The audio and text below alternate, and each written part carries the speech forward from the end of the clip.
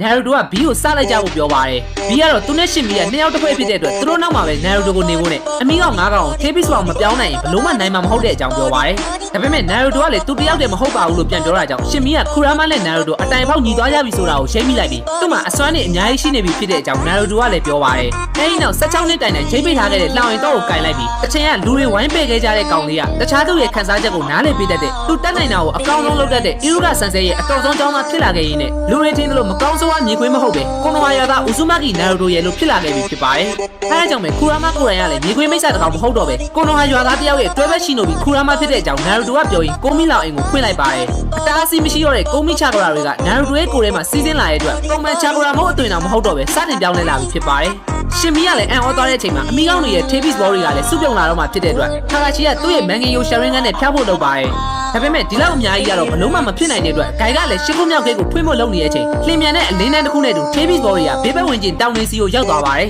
ခါကာချီကလည်းအဝါရောင်အလင်းတန်းထဲမှာသူ့စီကမီနာတုတ်ကိုတွေးလိုက်ရတဲ့အကြောင်းအံ့ဩသွားပေမဲ့အဲ့ဒါက၄ယောက်မြောက်ဟိုပါလေတာသူ့တပည့်ဖြစ်တဲ့ခူရာမဖောင်နဲ့ Uzumaki Naruto ဖြစ်နေရကြောင်းနှစ်ယောက်လုံးကအံ့အားသင့်သွားကြပါတယ် Tevis Ball တွေအကုန်လုံးကိုတစ်ချက်တည်းနဲ့ဖိနိုင်လိုက်တဲ့အတွက်ထိုဘီကလည်းခါကာချီတို့ကိုပဲအမီးကောင်နေနဲ့တိုက်ခိုက်ပါတယ်ဒါပေမဲ့ Naruto ကတော့ဘော်ဒါဖြစ်သွားတဲ့ခူရာမအားကိုနဲ့ Tevis ဖောင်ကိုပြောင်းလိုက်ပြီးရှေ့ကနေကာပေးထားလိုက်ပါတယ်နိုင်တဲ့ချာကလာနဲ့တူအမီအောင်ပုံစံကိုပြောင်းသွားနိုင်တဲ့နာရူတိုကြောင့်အကုန်လုံးကလည်းပါဇက်အဟောင်းသားဖြစ်ကုန်ကြပြီခါကာချီနဲ့ဂိုင်ကလည်းကိုမီရဲ့ချာကလာဘော်ဒီရဲ့ရောက်နေကြပါတယ်ဖေးဘစ်တွေတကောင်ချင်းစီကတန်ချောင်းတွေကိုလိုက်ရှာပါတယ်ရှင်မီကလည်းသူ့ကိုနောက်တစ်ခေါက်ဂျိုးနေဝဲဖို့လုပ်နေတဲ့ငါးမီကိုနှစ်ခါတော့မရဘူးလို့ပြောရင်းနဲ့တီးပေးလိုက်ပါတယ်ခူရာမဖောင်တဲ့နာရူတိုကတန်ချောင်းတွေရဲ့တီနီယာအကုန်လုံးကိုရှာတွေ့သွားပြီဖြစ်တဲ့အတွက်သူထင်ထားတဲ့ပိုတော်နေတဲ့နာရူတိုကိုအပြက်ရှင်းဖို့ထိုဘီကအမီကောင်စူပေါင်းထေးဘစ်ဘော်ကိုထုတ်လိုက်ပါတယ်